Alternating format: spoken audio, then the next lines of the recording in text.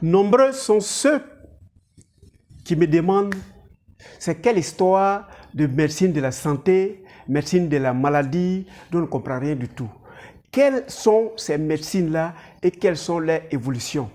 Alors, on a décidé en 5 vidéos, surtout avec ceux qui ont bien voulu m'accompagner en posant les questions, répondre aux questions et afin que tous, vous et moi, puissions bénéficier des réponses qui vont en venir.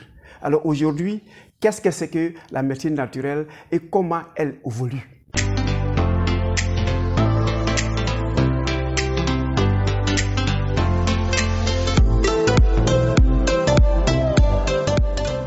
Bonjour docteur. Bonjour. Je suis Madame Yepia, étudiante en naturothérapie. Ma question est la suivante. Quelle est l'origine de la naturothérapie? Voilà, celle est la question que pratiquement nombreux de nos membres de notre communauté posent la question. Aujourd'hui, nous allons éclairer un peu l'origine de la naturothérapie. Évidemment, il faut trouver un point de départ parce que la naturothérapie est née avec l'avènement des hommes. Nous sommes là depuis 5000 ans sur la Terre, donc la naturothérapie serait née depuis 5000 ans. Mais stratifiée, organisée, telle que nous voyons là, ça a eu un point de départ. Et le point de départ, c'est Hippocrate. Hippocrate est né d'une famille où déjà les grands-parents ont commencé à le préparer dans la médecine conventionnelle ou de la nature. Son grand-père, Hippocrate ancien, c'est lui-là même, de par son nom, Hippocrate, ça veut dire docteur du cheval, qui soignait déjà les chevaux et il était orthopédiste. Les chevaux qui faisaient les courses, s'ils se fracturaient les pieds, il venait, il s'arrangeait à les consolider. Donc déjà, il a commencé à s'intéresser à la médecine orthopédique et voilà pourquoi on lui a donné le nom de Hippocrate, docteur des chevaux. Après est né son fils. Celui-là s'est plutôt intéressé à l'hygiène, à l'alimentation et il avait commencé à dire déjà qu'on dirait que notre état de santé est lié à notre alimentation. Et est né en 460 avant Jésus-Christ. Hippocrate est né 460 ans avant Jésus-Christ.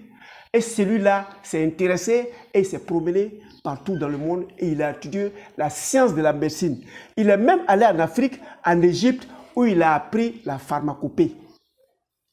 Maintenant, certains auraient dit qu'il est né à 460 et il est mort en 390. Donc d'autres auraient dit qu'il est mort à 80 ans. Certains disent à 109 ans.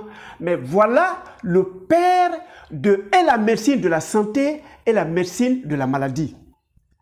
Et c'est celui-là qui a mis au monde ces deux médecines qui sont des jumeaux et il a essayé de stratifier ou de scientifiser le comportement de la médecine. Et il a créé une médecine préventive qu'on appelle les hygiénistes et la médecine qui soigne, la médecine curative qui sont là, qui sont aujourd'hui la médecine de la maladie.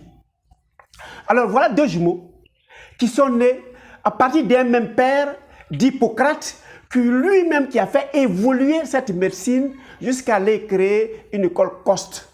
À l'école Coste, il a créé les principes qui sont régis dans la médecine de la santé et dans la médecine de la maladie. Donc, quel qu'il soit dans la médecine de la maladie ou la médecine de la santé, ces principes-là qui sont obligatoires. Voilà pourquoi très souvent, que tu sois dans la médecine de la maladie ou la médecine de la santé, tu dois prêter serment et c'est le serment d'Hippocrate. Alors, quels sont les principes qui nous obligent, nous les deux enfants, à évoluer dans le choix professionnel de notre père? Il y en a 7. Mais avant de vous donner les 7, je vous demande, pour ceux qui ne l'ont pas encore fait, de cliquer sur s'abonner et sur la cloche afin que vous ayez la chance de suivre les 4 autres vidéos à venir sur l'histoire de l'évolution de la médecine, des deux médecines. Alors, quels sont les 7 principes qui sont obligatoires et pour la médecine de la santé et la médecine de la maladie, et chez le naturothérapeute et chez l'allothérapeute? Premièrement, il dit d'abord ne pas nuire.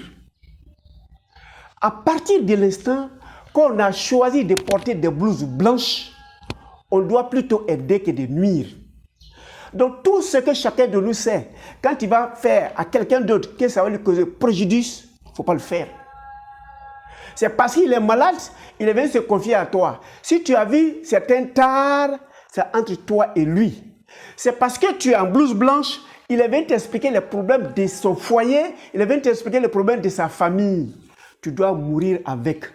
Ouais, lui, il a fait malin comme ça, il a telle maladie, lui, il a fait malin comme ça, voilà le problème qu'il a avec sa femme, lui, il a fait malin comme ça. Non, non, non, non, non. D'abord, il ne faut pas nuire. Quelle qu'il soit de la médecine de la santé ou la médecine de la maladie, ça s'impose à nous.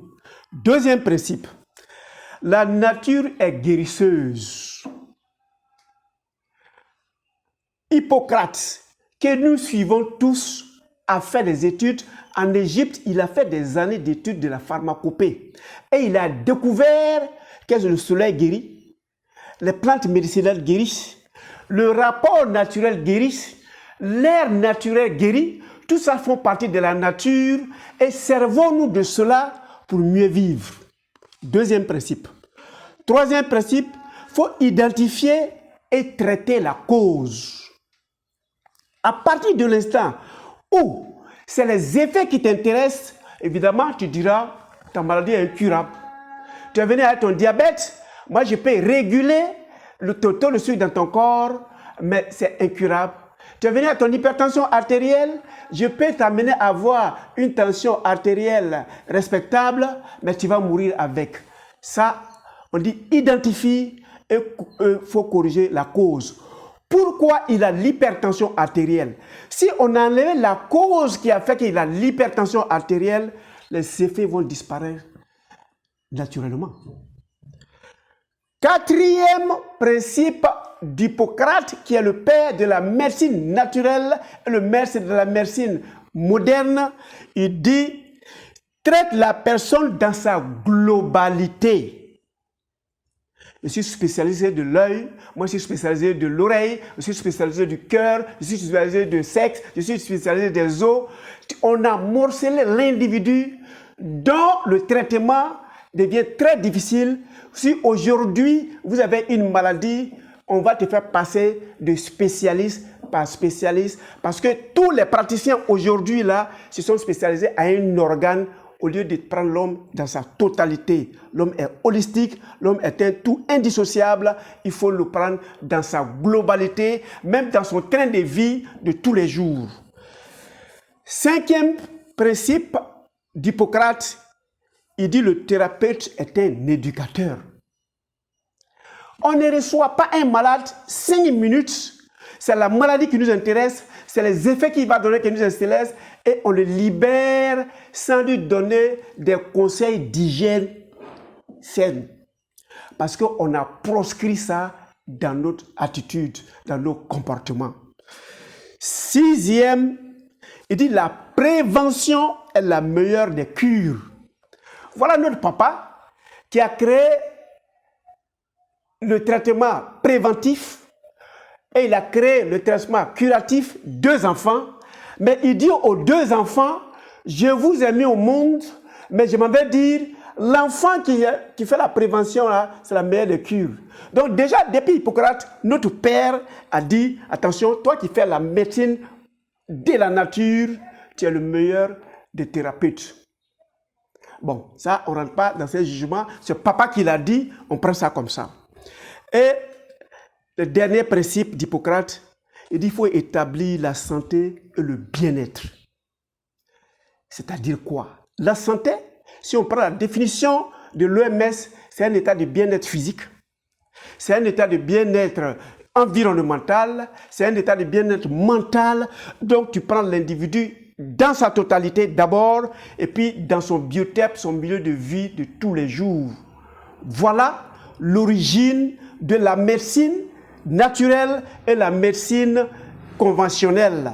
La médecine de la santé et la médecine de la maladie.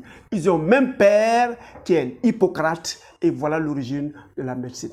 Merci de votre temps d'écoute. Retenez que l'objectif de Docteur Nature, c'est votre santé. Aujourd'hui, nous faisons des cours d'histoire pour vous permettre de savoir que les deux enfants vont évoluer ensemble, peut-être un peu différemment, souvent même ils feront des couacs, tels que dans le monothéisme, il y a 3 enfants qu'Abraham a mis au monde, et ces 3 enfants, s'ils sont d'accord, c'est qu'ils ont le problème eux-mêmes.